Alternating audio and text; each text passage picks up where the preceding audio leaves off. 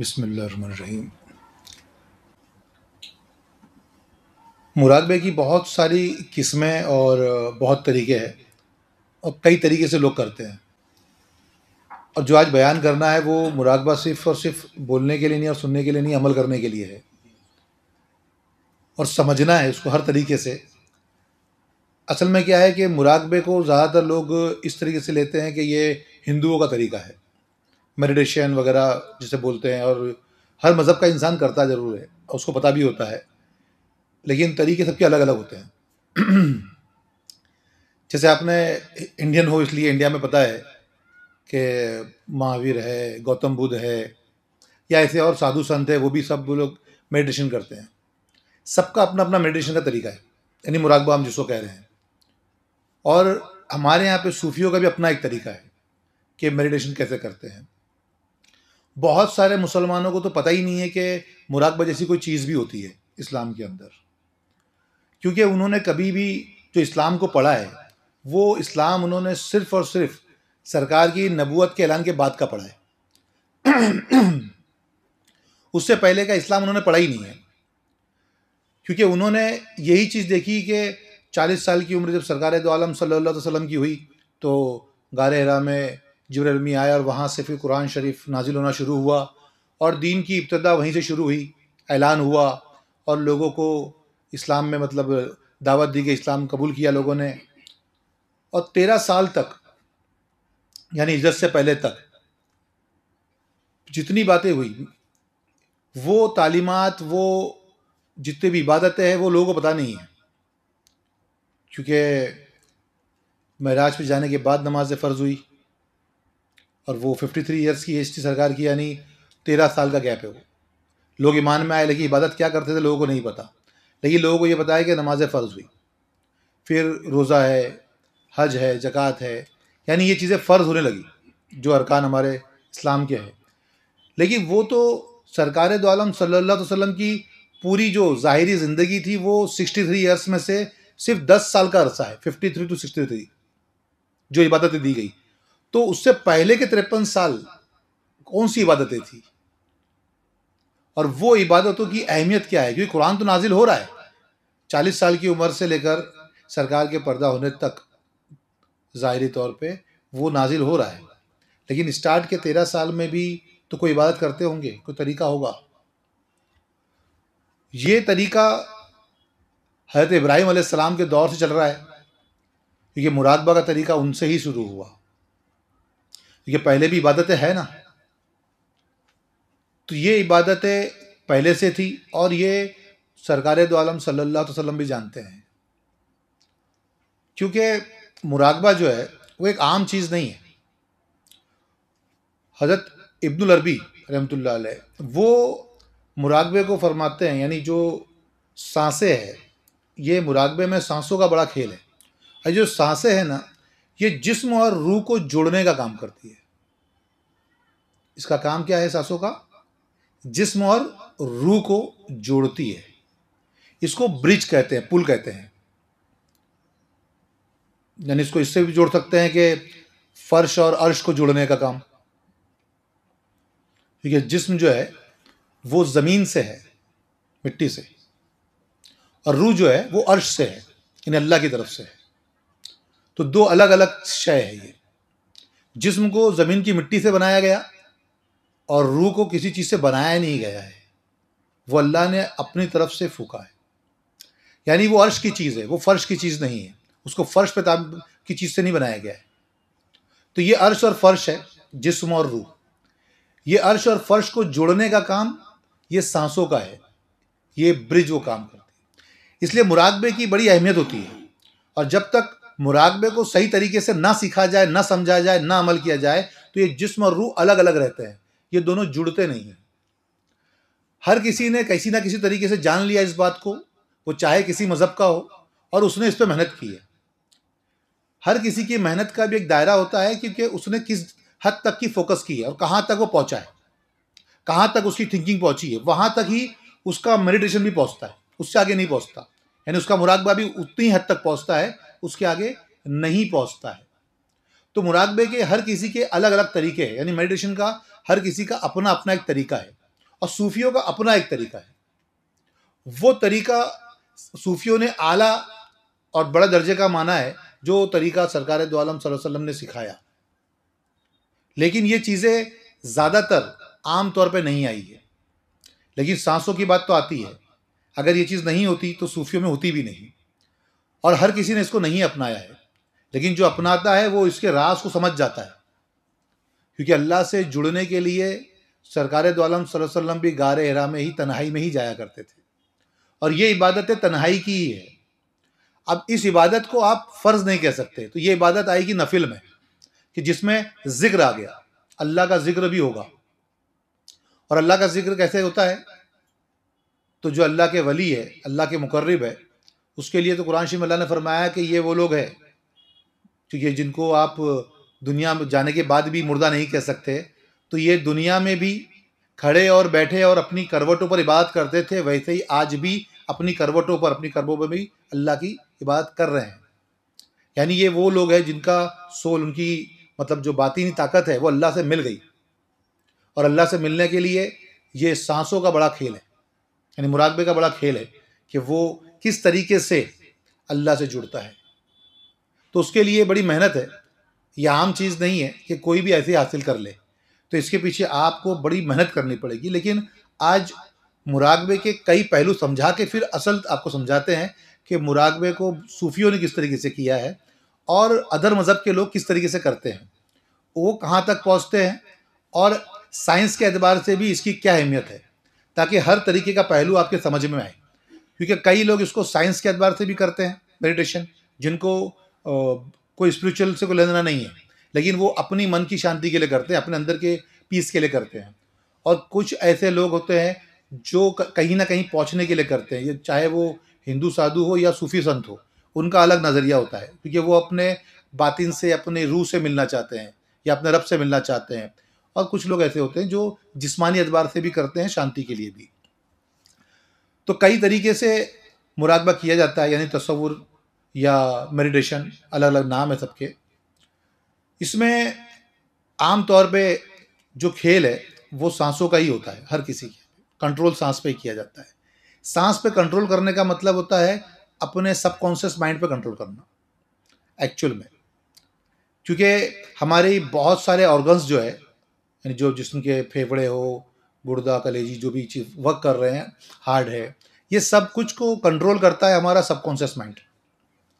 تو سب conscious mind جو ہوتا ہے وہ اپنی مرضی سے ایک پیٹرن ریڈی کر کے انسان کی زندگی کو چلاتا ہے. جیسا پیٹرن بنا کے ہم اس کو دیتے ہیں.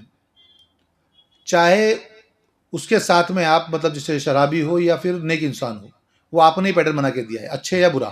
سارا پیٹرن تم نے ہی بنا کے دیا ہے. جھوٹ بولنا ہے، سچ بولنا، یہ بھی اس کو تم نے ہی بنا کے دیا ہے.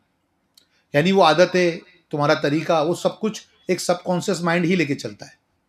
کانشیس مائنڈ جو آپ کا پریزنٹ مائنڈ ہے، جو تھوڑے دیر میں آپ مطلب نئی چیز دیکھتے ہو اور اس کو پھر سب کانشیس مائنڈ میں اسٹور کرتے ہو، وہ تمہاری عادت ہے، وہاں اسٹور ہوتی ہے.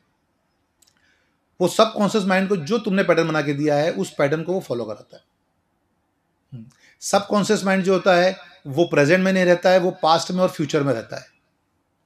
پاسٹ کے بارے میں سوچتا رہتا ہے اور پچھتانا، ڈپریشن میں جانا، بری چیزوں کرنا، یہ سب بھی وہی کرتا ہے.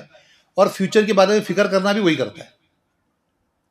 تو یہ تم کو ہمیشہ تکلیف میں رکھتا ہے. تو اس کو ہی پریزنٹ میں لانے کی کوشش کی جاتی ہے میڈیٹیشن کر کے یا مراقبہ کر کے. یہ لوگ جو کرتے ہیں، یعنی جو پیس جس کو حاصل ہوتا ہے ڈپریشن سے باہر نکلنے کے لیے، یہ تمام چیزیں جو ہے وہ سب کانشیس مائنڈ کو ہی کنٹرول میں کرنے کی کوشش کرتے ہیں. وہ جب اس کو کنٹرول میں کرتے ہیں تو پھر انسان کا جو ذہن ہے وہ فوکسڈ ہو جاتا ہے، پریزنٹ میں رہتا ہے. تو اس طریقے سے لوگ سائنس کے اعتبار سے کرتے ہیں. اس کے یہ چیز کے فائدے ہیلتھ کے لیے ہے، کیونکہ برین اچھا ہے اور وہ ڈپریشن میں نہیں ہے تو باڈی پہ اچھا امپیکٹ ہوگا. تو اس لیے بہت جگہوں پر لوگ جا کے شانتی کے لیے بھی اس طریقے سے کرتے ہیں. لیکن یہ تو ایک نظریہ ہو گیا کہ بھائی اس سے یہ کام بھی ہوتا ہے. تو یہ تمہارے سمجھ میں آ گیا ہوگا کہ سانسوں سے ہی کنٹرول، کیونکہ سانسوں کو کنٹرول کرنے والا سب کانشیس مائنڈ ہے. سانسیں لے ہی وہ رہا ہے. جب تم اس سانسوں پہ کنٹرول کرتے ہو، یعنی تم اپنے برین پہ کنٹرول کرتے ہو، سب کانشیس مائنڈ پہ کنٹرول کرتے ہو، بنا اور کوئی ہتھیار کے. مطلب تمہارے پاس دوسرا کوئی ہتھیار نہیں ہے، کہ تم کسی اور چیز سے اس کو کنٹرول کر سکے.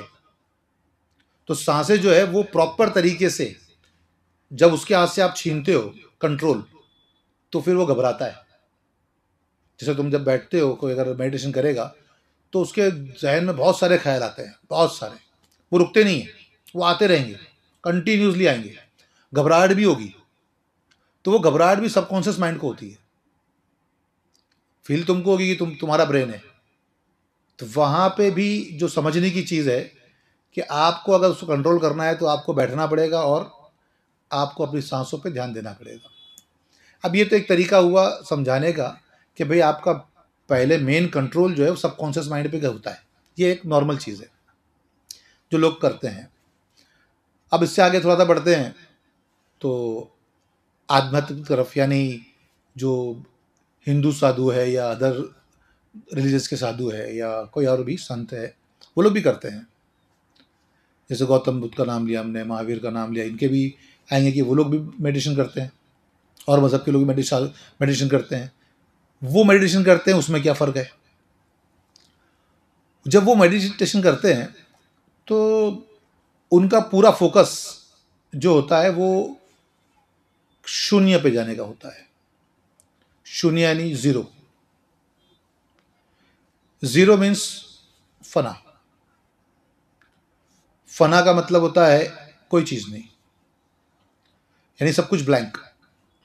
جہاں سب کچھ ختم ہو جائے وہ شونیہ ہے. کیونکہ کوئی بھی انسان پیدا ہوا ہے تو اس کے پاس بہت ساری چیزیں آتی ہے. پیدا ہونے کے بعد سے لے کر جتنی زندگی جیا ہے اس کے اندر بہت ساری چیزیں بھر جاتی ہے. یعنی سب سے پہلے تو اسی کا خود کا نام, اس کی پہچان کہ وہ کون ہے, کیا ہے, اس کے باپ ماں وہ کیا بنا ہوا ہے, اس کے رشتے دار کتنے ہیں, دنیا کیسی ہے, ہر چیز, وہ دنیا کی پریشانیاں, اچھائیاں, برائیاں, سب چیزیں, سچ جھوٹ, اصل نقل, ساری چیزیں اس کے اندر بھر جاتی ہے. ان سب کو مٹانے کے لیے, کیونکہ ان سب سے دور ہونا چاہتا ہے, جب سب چیزوں کو اپنے اندر سے نکالے گا تبھی وہ زیرو پہ آئے گا. یعنی وہ زیرو پہ آنے کا مطلب ہے کہ کئی الگ الگ طریقوں سے زیرو پہ آتے ہیں. مطلب اگر آپ جو لوگ یہ جین لوگ ہوتے ہیں یہ لوگ بھی کرتے ہیں, تو یہ لوگ ایک دائرہ بناتے ہیں, بڑا ایک دائرہ رہتا ہے, اس کے 5-6 مطلب الگ الگ, جیسے آگ, ہوا, پانی, اور سینٹر میں خالی اسپیس ہوگا. ایسا والا ایک فریم ہوتا ہے جس کے سامنے بیٹھ کے وہ لوگ مطلب میڈیٹیشن کرتے ہیں. اس میڈیٹیشن میں ان کا رہتا ہے کہ ایک ایک چیز کو فنش کرنا, یعنی کنٹرول سب دنیا, یعنی جو پرکرتی ہے وہ الگ ہے, یعنی ہر چیز کو مٹاتے جاتے ہیں, ہر چیز فنش کر کے, کہ سب چیز زیرو سے اسٹارٹ ہوئی ہے, پہلے سب تو تھا نہیں کچھ بھی, تو ان سب کو فنش کرتے ہوئے وہ زیرو پہ آنا, یعنی خود کو ہی زیرو پہ لے کے آ جانا, شونیہ پہ لے کے آنا. تو ان کی بیٹھنے کی مدرا, جس طریقے سے بیٹھا جاتا ہے, وہ سارا کانسیپٹ اسی طریقے سے رہے گا, اور وہ اپنے آپ کو زیرو پہ لائیں گے. یعنی کاؤنٹنگ میں ہے, یعنی جو چیزیں تمہارے اندر گھسی ہوئی ہے نا, اس کو گنتی میں لے لو. یعنی 10 نمبر سمجھو, تو ایک ایک کر کے مٹاتے جا رہے ہیں وہ, 10, 9, 8, 7, 6, 5, 4, 3, 2, 1, اور پھر زیرو. یہ زیرو آ گیا, یعنی وہاں تک وہ پہنچ گئے تو انہوں نے اپنے آپ کو فنا کر دیا ہے. یعنی فنا کرنے کا مطلب ہوتا ہے کہ انسان کے اندر سے پھر ساری اچھائیں بھی ختم ہونے لگتی ہے, کوئی اچھا نہیں رہے گی, یعنی اس کے اندر کوئی خواہشات نہیں رہے گی, وہ سب چیز کو مٹا رہا ہے. تو دنیا کی ہر چیز اگر مٹانا شروع کرے گا, تو یہ ایک بچہ جب پیدا ہو گیا ہے تو ابھی وہ پیدا ہوا تو اس کے پاس کوئی خواہش نہیں ہے, اس کو تو پتہ بھی نہیں ہے کہ کیا ہے کیا نہیں ہے, دنیا کیا چیز ہے, ماں کون ہے, باپ کون ہے. وہ پیدا تو ہے لیکن وہ سب چیز مٹا چکا ہے, یعنی اس کے اندر ہے ہی نہیں, کچھ ابھی آیا ہی نہیں ہے. تو اس کنڈیشن میں آ جاتا ہے کہ جہاں وہ زیرو پہ آ گیا ہے, اس کو نہ یہ پتا ہے کہ ماں کون ہے, باپ کون ہے, دنیا کیا چیز ہے, یعنی اس کو کسی چیز کا احساس نہیں ہے. یہ ہو گیا زیرو. وہاں تک آنے کے لیے لوگ محنت کرتے ہیں, وہاں پہنچ گئے تو سب چیز سے آزاد, یعنی اب آپ کو کوئی چیز چاہیے ہی نہیں. یہ ان کا طریقہ ہے. اس لیے آپ نے دیکھا ہوگا کہ گوتم بدھ کی بہت ساری مورتیاں جو ہے وہ بنا کپڑوں کی ہے دنیا میں, دیکھے ہوں گے, دیکھیں گے, دیکھیں. تو بنا کپڑے کی کیوں ہے وہ؟ ایک بچہ بنا کپڑے کے جب رہتا ہے تو اس کا احساس ہوتا ہے کیا کہ بنا کپڑے کا ہے وہ؟ کیونکہ اس کو کپڑے کا بھی احساس نہیں ہے. تو وہ لوگ جب دھیان لگاتے تھے تو ان کے کپڑے بھی اگر نہیں ہے تو ان کو اس کی پرواہ نہیں, کیونکہ وہ زیرو پہ آ کے رک جاتے ہیں. اس کو کہتے ہیں شونیہ, یا ہم اگر عربی یا اردو میں کہیں گے تو فنا. سمجھ میں آئی بات؟ تو یہاں ہم کس چیز پہ آ گئے؟ بولے یہاں فنا پہ آ گئے. تو یہ ایک طریقہ ہوا لوگوں کے میڈیٹیشن کرنے کا. پہلا تو ہم نے بتا دیا کہ لوگ خالی اپنی شانتی کے لیے کرتے ہیں, وہ ایک الگ چیز ہے جو برین کو سکون میں لانے کے لیے. اور پھر ایک چیز جو جسم کو روح سے جوڑنے کے لیے یا اپنے آپ کو فنا کرنے کے لیے, تو ایک یہ طریقہ اور مذہب کے لوگ بھی کرتے ہیں. لیکن یہاں پہ ان کا اینڈ ہو جاتا ہے, اس کے آگے نہیں جا سکتے ہیں. یہ ایک فنا کا مقام ہو گیا, یہ شونیہ کا مقام ہو گیا, یہ فنشڈ, زیرو, کچھ نہیں, یعنی کچھ نہیں کے مقام پہ آ گئے.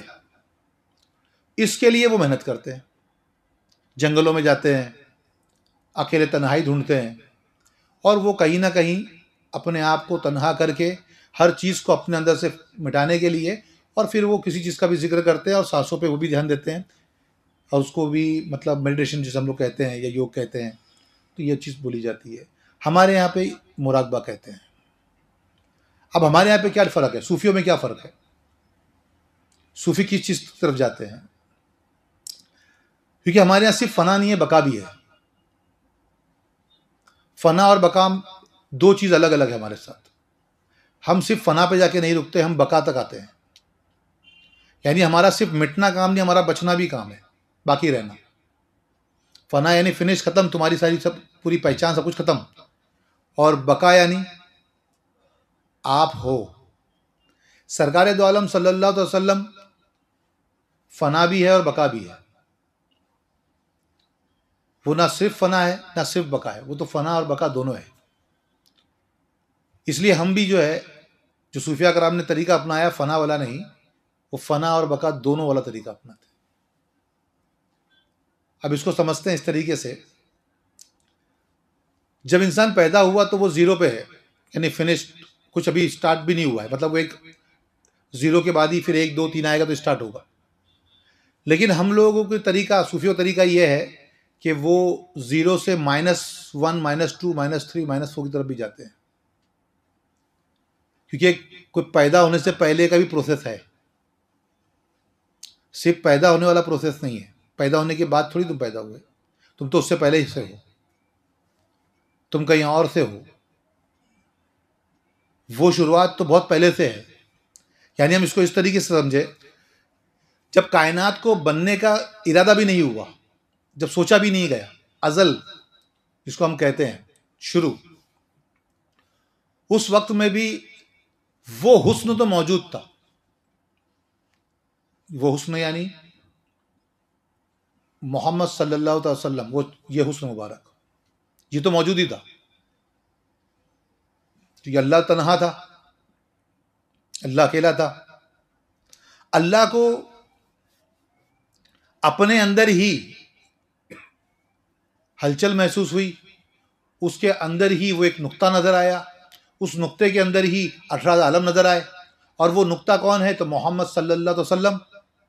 اور وہی حسن کو تو ظاہر کیا اللہ نے. آدم کی صورت میں اگر کوئی حسن ظاہر ہوا ہے تو وہ تو محمد صلی اللہ علیہ وسلم کا حسن ظاہر ہوا ہے. اور وہی حسن, اس کو ہی دیکھنا اور اسی کو دیکھتے دیکھتے سراپا محمد صلی اللہ علیہ وسلم ہو کے آ جانا, یہ حقیقت ہے جو ظاہر ہوئی. تو دنیا میں آنے سے پہلے ہی وہ چیز موجود ہے. جب شب معراج میں سرکار دو عالم صلی اللہ علیہ وسلم معراج پہ گئے تو وہ -1 -2 -3 -4 سب مائنس والا ہے. دنیا میں آئیں گے تو زیرو ہوگا نا, پیدا ہوں گے تو. اور جو یہاں سے اٹھ گیا اور اس عرش پہ جا لگا, اللہ کے روبرو, اس سے وصل کر لیا, اب وہ وصل ہو گیا, یہ فنا ہو گیا. وہاں سے پھر واپس آ رہے ہیں, یہ بقا ہو گیا. تو یہ جانے آنے کا سفر ہے, یہ فنا اور بقا ہے. یعنی ہم وہ زیرو سے بھی پیچھے جاتے ہیں, وہاں وصل ہوتا ہے, اور وصل کے بعد پھر دوبارہ آتے ہیں. اب یہ ملنے کا طریقہ کیا ہے؟ پوری کائنات میں ہر کسی کے لیے جو بھی اس راہ پہ چلتا ہے، صوفیوں کے طریقے پہ چلتا ہے، تو وہ مراقبہ کرتا ہے۔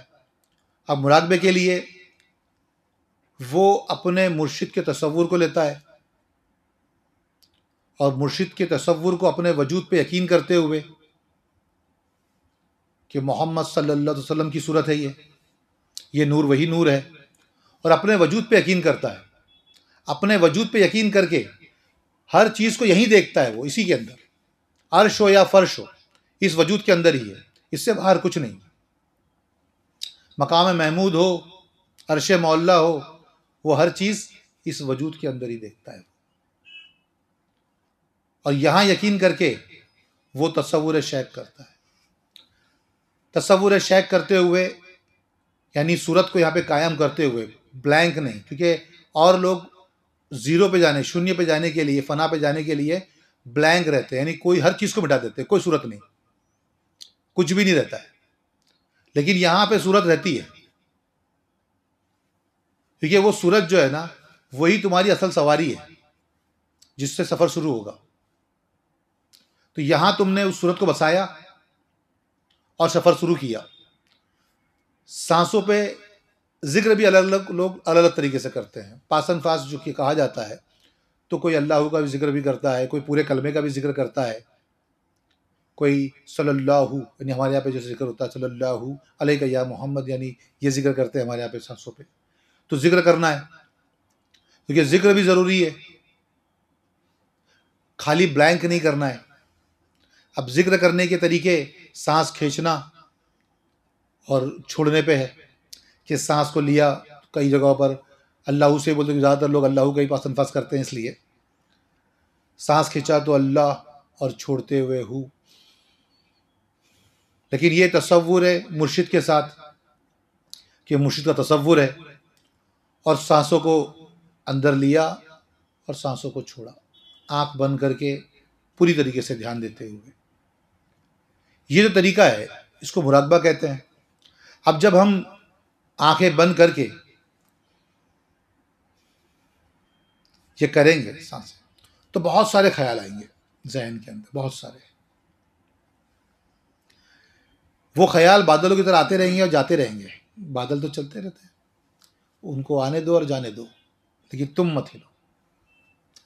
ہمارے یہاں مراقبہ کرنے کے لیے بیٹھنے کا طریقہ یہ ہے کہ آپ اپنے گردن کو نیچے جھکائیں، پوستان سے 2 انگل نیچے قلب صنوبر ہے جہاں دھڑکن ہوتی ہے، سو قلب صنوبر کہتے ہیں، صنوبر یعنی کیلے کا پھول، صنوبر کیلے کو شاید کہتے ہیں سب۔ تو یہ ہارٹ جو ہمارا ہے وہ کیلے کے پھول کی طرح الٹا لٹکا ہوا ہے نا، جیسا کیلے کا پھول جو ہوتا ہے الٹا لٹکا ہوتا ہے ویسے ہی ہے، اس لیے اس کو قلب صنوبر کہتے ہیں۔ اور یہاں پوستان سے یعنی دودھ کی جگہ سے 2 انگل نیچے دھڑکن ہوتی ہے، وہاں پر آپ کا پورا خیال رہنا چاہیے۔ آپ نے اس طرف رخ کیا اور پھر سانسوں پہ دھیان دیا، یعنی سانسوں پہ ذکر کیا۔ دھیان دینے سے مراد ہے ذکر کرنا۔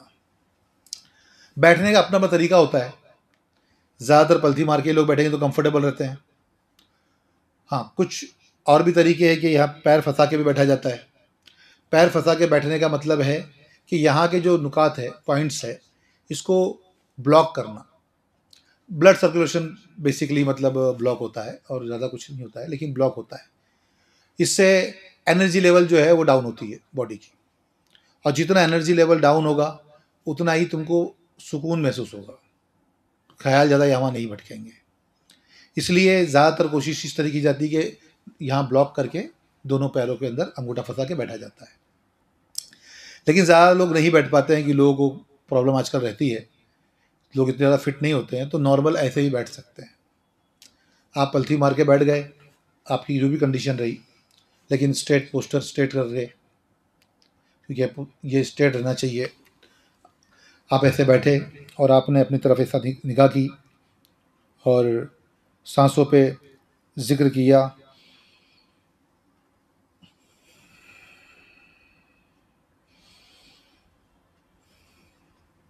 اس کے بھی کئی طریقے ہیں، کچھ لوگ آواز کے ساتھ بھی کرتے ہیں، جس کو ذکر قلب بھی کہتے ہیں، یعنی ان کے اندر آواز اس طریقے سے رہے گی کہ جسے میں اللہ کا ذکر سے کرتا ہوں، کہ زیادہ تر لوگ اللہ کا ذکر کرتے ہیں، اس لیے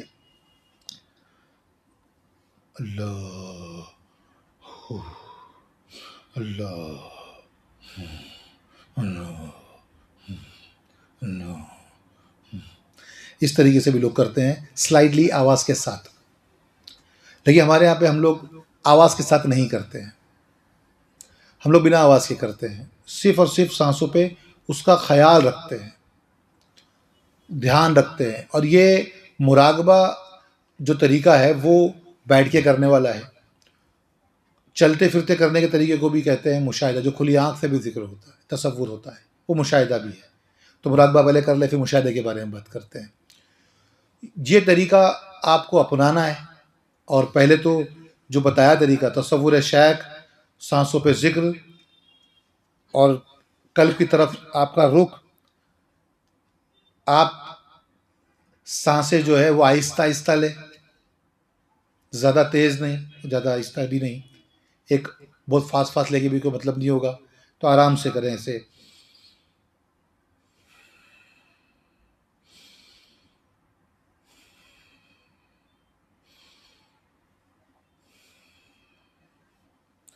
تو یہ ایک کنڈیشن میں بیٹھنا اور پوری طریقے سے فوکس کرنا.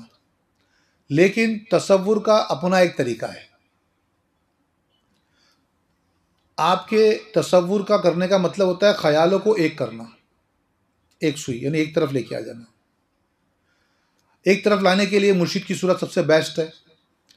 اور خواجہ غریب نواز رحمۃ اللہ علیہ فرماتے ہیں کہ خیالوں کی ایک سوئی کے لیے محبت سب سے بڑی چیز ہے، کیونکہ جس سے محبت ہوگی اس کا خیال خود بخود آئے گا. تو محبت جو ہے وہ آپ کو یہ کام کرنے میں، یعنی آپ کے روح اور جسم کو ملانے میں بہت کام کرتی ہے. روح اور جسم، عرش اور فرش، اس کا برج ہے تمہاری سانسیں. یہ سانسیں جتنا ذکر کے ساتھ رہے گی اتنا ہی تمہارا عرش اور فرش ملا ہوا رہے گا، تمہارا روح اور جسم ایک رہے گی. زمینی، یہ زمین میں کوئی طاقت نہیں ہے، یہ سب طاقت کس کی ہے؟ اس عرش کی ہے، اس روح کی ہے. جب وہ دونوں مل جاتے ہیں پھر تمہارے اندر وہ اصل کیفیت پیدا ہوتی ہے. اس کو ملانا ضروری ہے، اور اس کو ایک کرنے کے لیے تمہاری روح کا ملنا اور تمہاری سانسوں پہ ذکر کا چلنا یہ بہت ضروری ہے. یہ تو مراقبہ ہو گیا، سمجھ میں آ گیا. تو سب لوگ کریں گے. ہمارا تھوڑا طریقہ الگ ہے. طریقہ الگ سے مراد ہے کچھ ایسا طریقہ الگ نہیں ہے، صرف سانسوں کا جو ویریشن ہے وہ تھوڑا لمبا ہے ہمارا. مطلب ہم تھوڑا سا رک کے کرتے ہیں، جیسے ہم نے کہا تھا کہ ہم بتائیں ہم کیسے کرتے ہیں. تو ہمارا طریقہ یہ ہے کہ سانس تھوڑی لمبی ہوتی ہے ہماری. اب وہ وقت گزر گیا اس کی وجہ سے بھی ہو سکتا ہے، یا ویسے ہم کو ہیبٹ ہو چکی ہے. نارملی جتنے لوگ ہوتے ہیں وہ زیادہ تر ایک نارمل رفتار میں ہی کرتے ہیں، نہ بہت آہستہ نہ بہت تیز. لیکن اب وقت کے ساتھ میں، وقت گزرتے گزرتے ہم کو ایسی عادت لگ گئی ہے کہ ہماری سانسیں تھوڑی لمبی چلتی ہے. یعنی ہم ایک اینڈ تک رکتے ہیں، مطلب سانس کھینچ لی، پھر ہم سکون سے بیٹھے رہتے ہیں، سانس باہر نہیں نکلتی ہے. اور جب ہم کو فیل ہوتا ہے کہ اب سانس نہیں روک سکتے ہیں تو پھر ہم سانس آہستہ سے چھوڑ دیتے ہیں. تو ہمارا طریقہ تھوڑا سا اس طریقے کا ہے. چاہو تو ساتھ میں کر سکتے ہیں، ایک بار کر لیں سب لوگ ساتھ میں. جب تک ہم نہ بولے تو سانس چھوڑنا نہیں،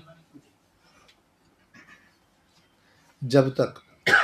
تو سبھی کو آنکھ بند کر کے پلتھی مار لو سب لوگ سکون کے لیے ایک دم. اور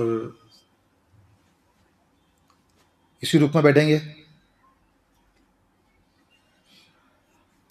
ہم کو دیکھ لو اور قلب کی طرف پورا رخ کرو.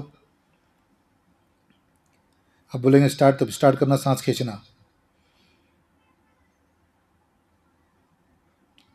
شروع کرو.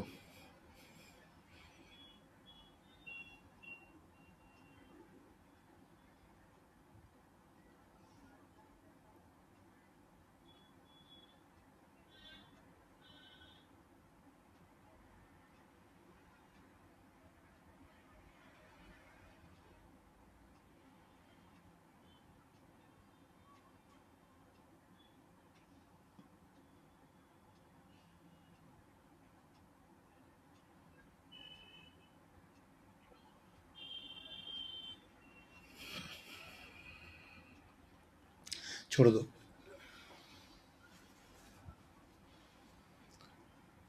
اس طریقے سے ہی آرام سے ہمارا طریقہ ہے کرنے کا، ریلیکس ہو کے.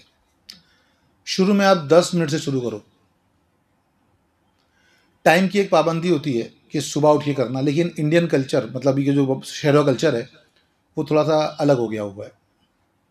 یعنی راتوں کو لیٹ جاگنا. پہلے ایسا تھا کہ لوگ 9 بجے 10 بجے سو جاتے تھے، صبح جلدی اٹھ جاتے تھے کہ فجر سے پہلے اٹھ کے بیٹھنا بہت اچھا رہتا ہے.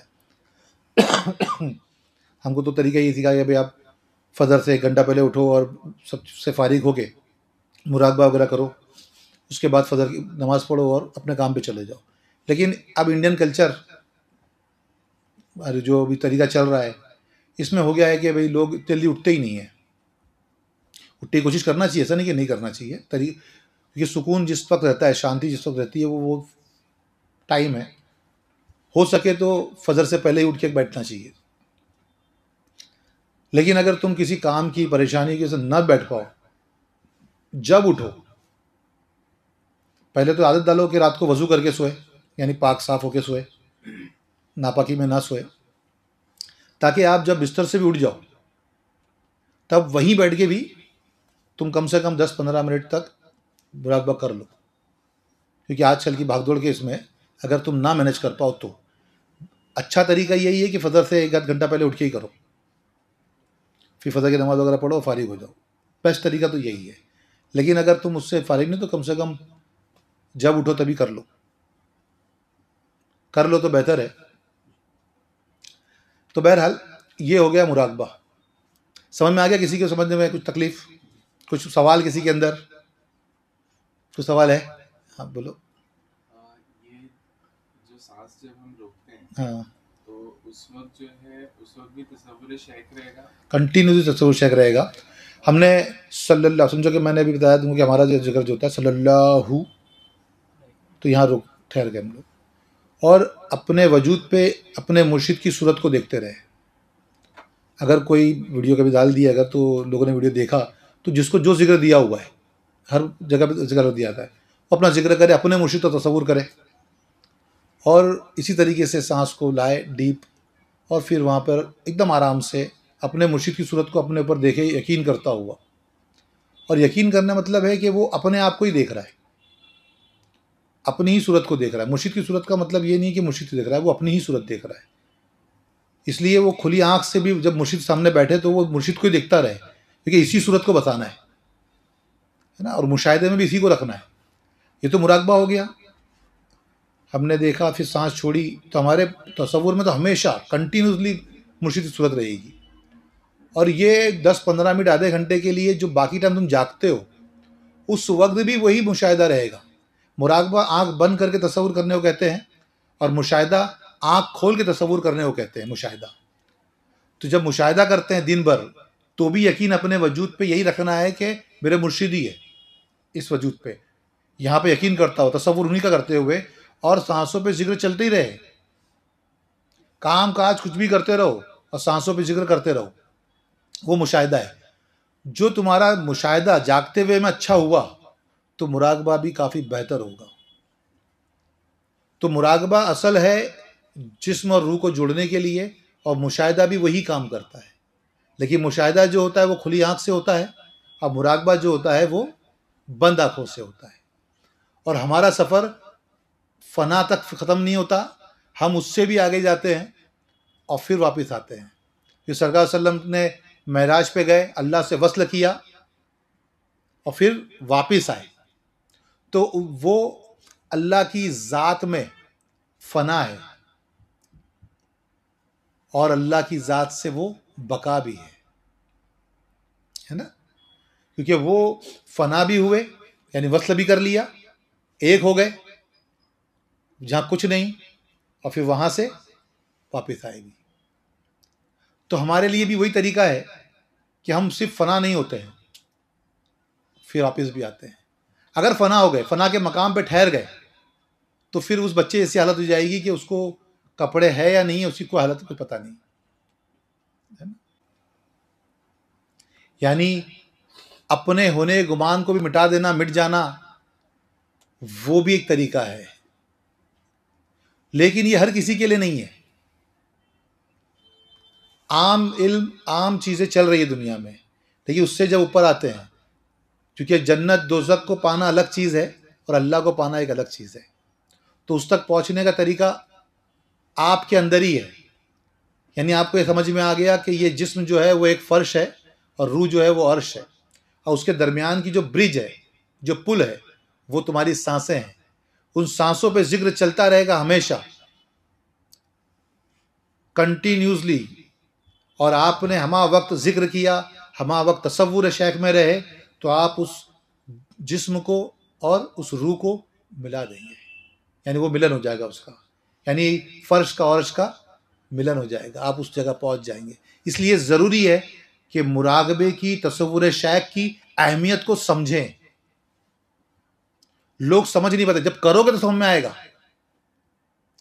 کیونکہ ہمارے پیر و مرشد فرماتے تھے کہ بیٹا جو بتایا وہ کر، تو ایک پیر فرش پہ ہوگا، دوسرا پیر عرش پہ ہوگا، تو سمجھ میں آیا نا، فرش اور عرش تو تمہارے اندر ہی ہے، تم ہی پہنچو گے وہاں تک۔ لیکن تم کو اپنی سانسوں پہ پوری طریقے دھیان دینا ہے، مراقبہ کرنا ہی ہے۔ تو سب لوگ کریں گے، ہے نا؟ تو یہ بہت ضروری ہے، اور اس کے بعد تو تم کو ہر چیز میں مزہ آئے گا۔ یعنی اگر آپ کا مراقبہ بہتر ہے، آپ کا کنٹرول ہے ہر چیز پہ، تو آپ نماز پڑھنے جاؤ گے تو وہاں بھی آپ کو مزہ آئے گا، کیونکہ آپ خیال نہیں بھٹکیں گے نا۔ اب نماز میں بھی تم وہاں رہو گے، حاضر رہ کے پڑھو گے، تو آپ کی نمازیں بھی بہتر ہوگی۔ تو نماز کو بہتر کرنے کے لیے بھی مراقبہ بہت ضروری ہے، خیالوں کی ایک سوئی بہت ضروری ہے۔ تو یہ طریقے کو اپنا لیں گے اگر، تو بزرگان دین نے جو طریقہ بتایا ہے اس طریقے کو اپنائیں گے تو آپ کی نمازیں بھی بہتر ہوگی۔ مراقبے میں مزہ آیا، مشاہدے میں مزہ آیا، تو پھر خیالوں کی ایک سوئی ہو گئی، تو آپ اگر نماز میں کھڑے ہیں تب بھی آپ کو لگے گا کہ آپ وہاں پہ موجود ہیں، آپ بازاروں میں نہیں گھوم رہے۔ تو آپ اس پہ فوکس کریں، ٹھیک ہے؟ اسٹاپ کر دو، مراقبہ ختم ہو گیا۔